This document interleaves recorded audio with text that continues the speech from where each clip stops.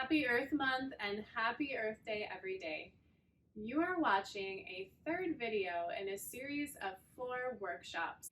This series is sponsored and supported by the City of Carlsbad Sustainable Materials Management Division.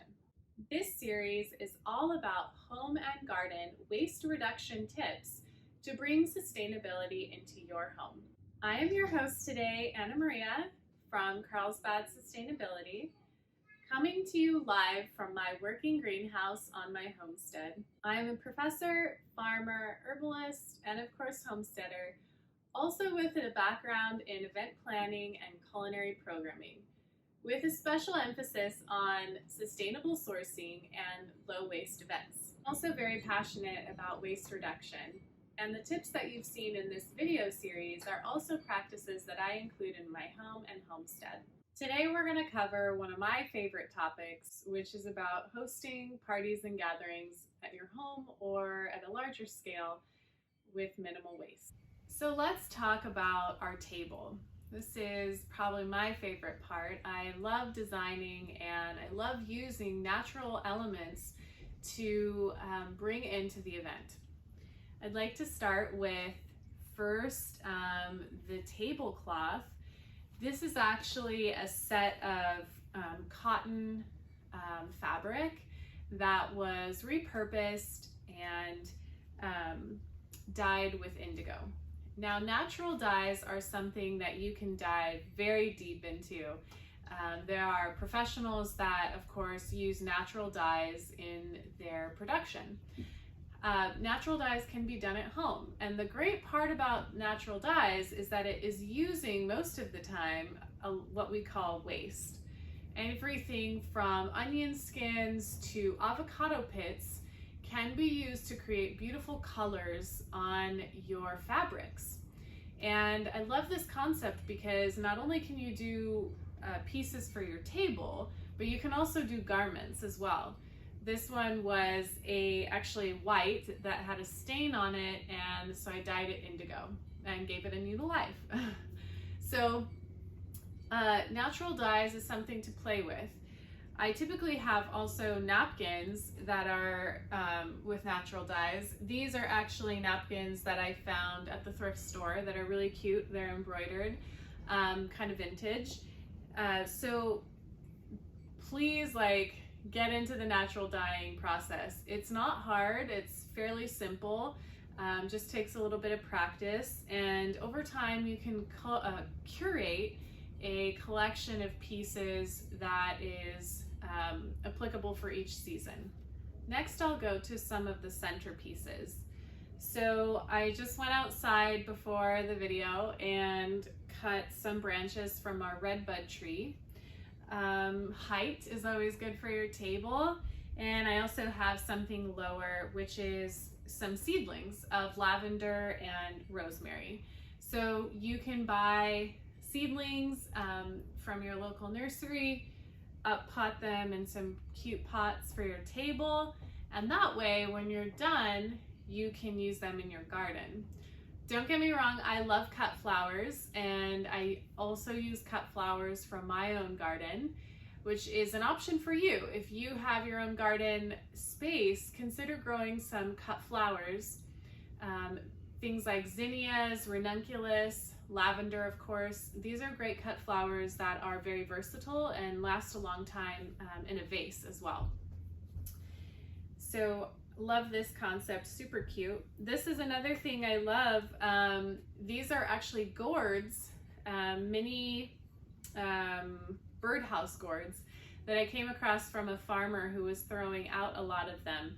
And we cut the top off and I put a little tea light inside. So again, bringing in a natural element to your table. In terms of lighting, beeswax candles are my favorite. I'm also a beekeeper, which I didn't mention in the introduction, but not only is my love for bees very obvious, but beeswax candles also clean the air as you're burning them and come directly from the beehive. Other candles like soy, paraffin go through a process to create, which requires a lot of energy. The great thing about beeswax is that once it's burned to completion, there's nothing to go to waste. If you do have a few drippings of beeswax like I have here on my candlestick, you can collect those and melt them down again. There's also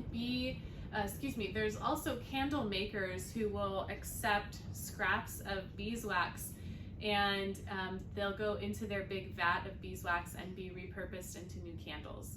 So that's the best part about beeswax, is there's no waste, cleans the air as you're burning them as well, and it smells amazing. I always have beeswax candles at the table. So for plating, I have a couple options here. Of course, my first preference is to always use plating and silverware that is reusable. But if you're hosting an event that may not be easy to have that reusable flatware and dishes, one of our favorite options is to buy compostable plating and flatware. This is, I believe, made of bamboo. There's also coconut core and other options that will give you a pretty awesome solution to waste for the party. Instead of using styrofoam, of course, or paper, these can then be broken up and put in a compost pile. Of course, if you have a large volume from a party, you could reach out to a local farm and see if that could then go into their own compost, if your own compost pile can accommodate that much material. But these will degrade over time. And the best part is, once you've scraped once you've scraped the food, leftover food from the plate into a separate container, these can just go directly into a compost bucket, and you don't have to worry about putting them in the trash. In terms of the flatware, I also have a few options. This is again one of the compostable materials that can be used and can be broken up and go directly into your compost. The other option here is bamboo flatware that is reusable. This is something that I carry in my purse with me, and this is called to-go-ware. City of Carlsbad is often passing these out as well. So that's another great option if you do a lot of entertaining and want to have grow your set over time. They can be a little bit of an investment, but it's worth it. So the next thing on my table is actually something that is edible added to the tablescape. This is a quick pickle of radish. On our website, I also have recipes written out from a previous newsletter on how to do quick pickles. Super fun and very easy to do.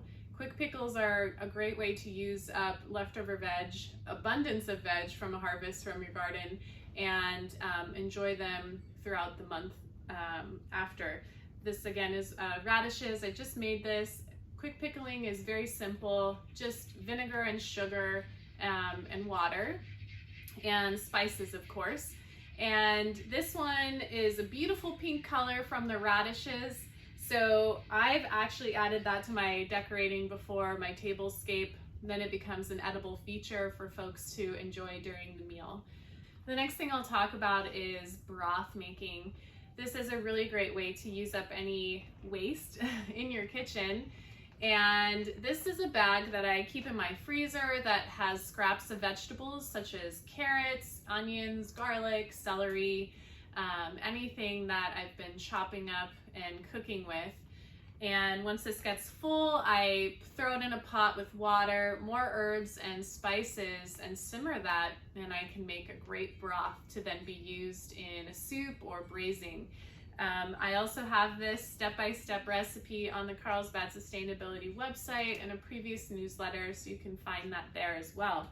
But again, this is a great way to keep track of your waste. And once you're done making your broth, you can then throw all of that in the compost pile. So you've gotten actually 3 uses out of those vegetables.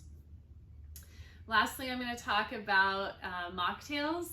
And mocktails are a really fun way for you to incorporate the seasonality and abundance in your garden into your event.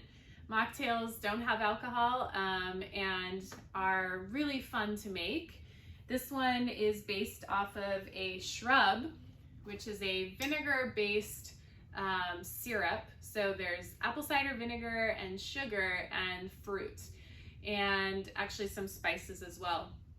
If you know the benefits of apple cider vinegar, maybe you drink that also, or from drinking kombucha, you know that it really supports digestive health. And so now you're turning that into a mocktail, which is super fun. This one has apple cider vinegar, cranberry, pomegranate, rosemary, cinnamon, and I simmered that on the stove, and that becomes the base for my mocktail.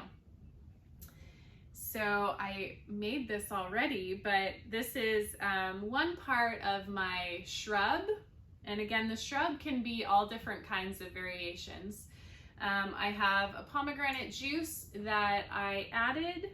I have some frozen pomegranates from an abundance of harvest, and I, for a couple hours, worked through probably like 30 pomegranates and put them in the freezer.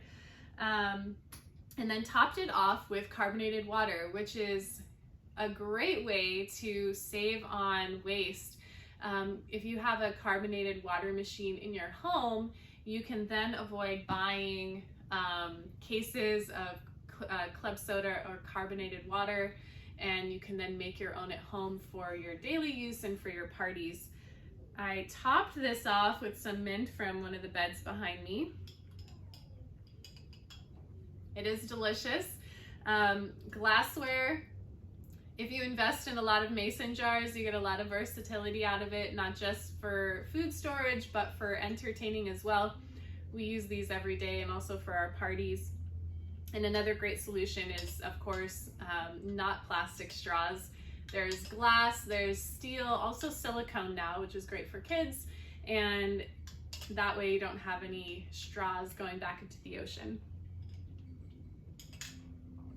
So that's it for this session. Thank you so much for joining me today. Again, my name is Anna Maria. I'm really glad to be here with all of you. Thanks for joining me in my greenhouse. Thank you to the City of Carlsbad Sustainable Materials Management Division for sponsoring this series, and happy Earth Month.